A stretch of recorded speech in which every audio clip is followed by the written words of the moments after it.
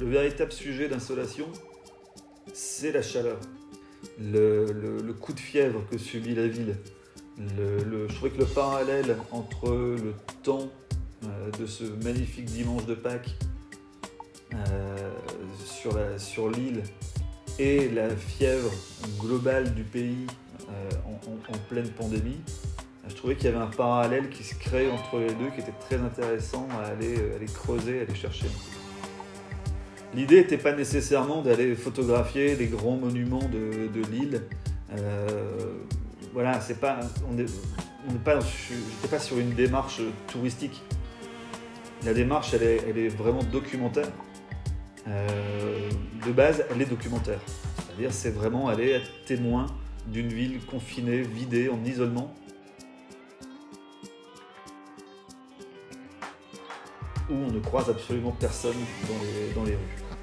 L'approche documentaire initiale a évolué quand je suis rentré chez moi et que j'ai regardé mes fichiers. Là, j'ai regardé les fichiers et j'ai trouvé qu'on pouvait aller un peu plus loin dans la démarche avec un traitement sur les teintes, sur les couleurs, avec ces rouges très vifs et ces tons très chauds que j'ai pu donner à l'ensemble des images. L'idée était vraiment d'insister sur ce côté fiévreux et fébrile que j'ai pu ressentir au moment où j'ai fait les photos dans la ville.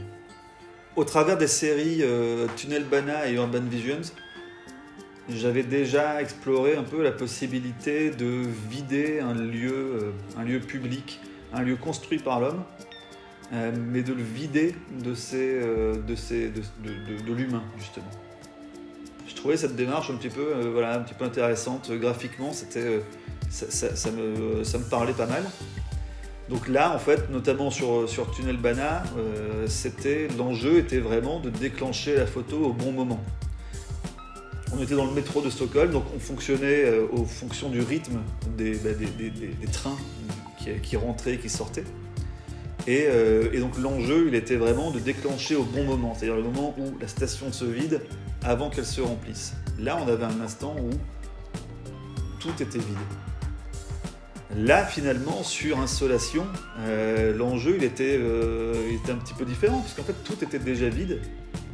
Donc là, j'ai eu plus besoin de trouver des éléments de repère pour pouvoir avoir justement cette sensation de vide. Alors parfois, ça passe justement par la présence d'un humain à l'image, pour bien se rendre compte que finalement, l'humain occupe une vraie place dans la ville, et que si on retire l'homme de la ville prend un autre visage.